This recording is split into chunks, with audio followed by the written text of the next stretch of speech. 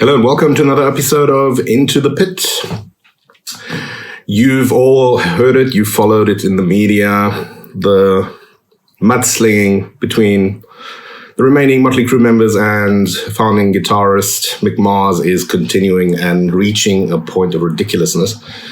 Now let's rewind a little bit. The band, a couple of years ago, signed a contract that they would never do a reunion. Number one. And then they were back.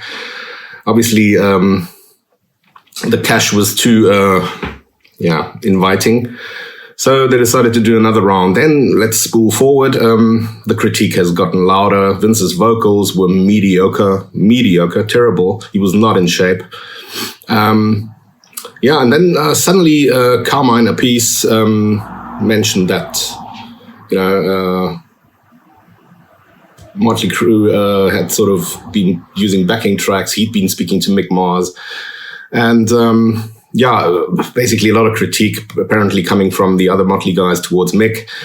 And I think Mick eventually had enough and decided he no longer wanted any part of this and wanted to retire, obviously with the suitable and fitting remuneration upon retirement. And, well, they must have given him an offer which was not really on par with his 25% share. And, well, rightfully so. He was a big part in making Mötley what it was. And, the whole thing spiraled into something really ugly. Now he's suing the band. And, it's just interesting things. And, apparently way back in the 80s, even Bob Daisley had to convince them not to get rid of Mick Mars because they were looking for someone else. Lord knows why. Was it appearance? Was it get a flashier player? I don't know.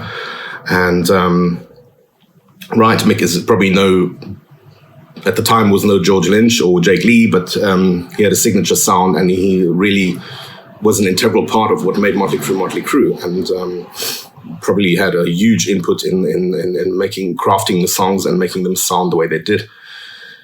Yeah, but it's really getting ugly. And me personally, I think, why not hang it up, really? I mean, you've got enough money, just call it quits. It's so bad already. I mean, just the performance of Vince Neil. And as a fan, I would not be keen on seeing something like that. It would destroy my entire image of the band. I mean, for me personally, I'm a fan up until after Theatre of Pain. Theatre of Pain are an often maligned album. I think forget Home Sweet Home, forget Smoking the Boys Room. I mean, personally, I think there's some killer tracks on there, really heavy tracks. So I don't know why that album gets so much flack, I don't. But really, those were their strongest moments. And after that, when they went more sleazy, it lost me more and more. And so really mediocre albums followed and mediocre live performances. You heard it again and again and again and again.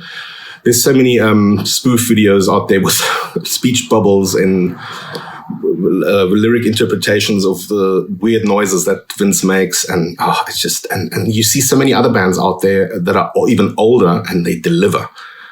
So it's really somebody the other day compared it to, that McDonald's is junk. Still, people flock towards it and keep eating it. So maybe that's the case with Mötley. I don't know.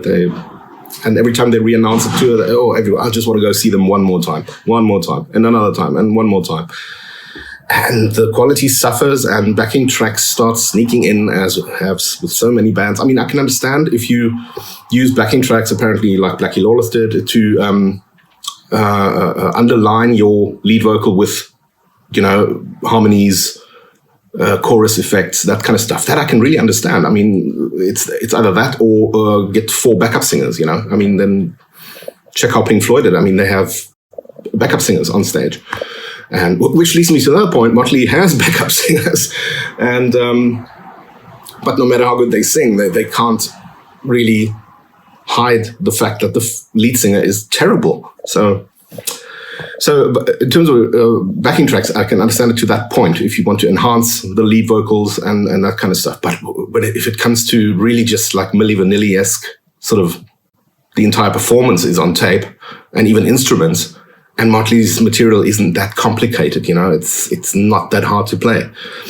So I wonder, and recently I saw a video of a band that I never liked, but Poison is, they can play, you know, CC is there, Brett can sing, the entire band plays. Well, unless next month we'll hear the same story coming out of the Poison camp. Nobody knows. But the fact is, there are older bands out there that deliver and play. Another band that never ceases to amaze me is Striper.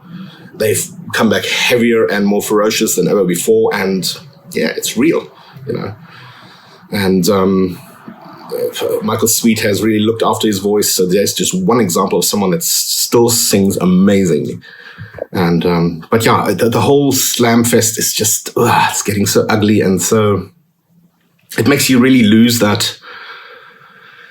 Yeah, it really destroys that image that you once had of the band,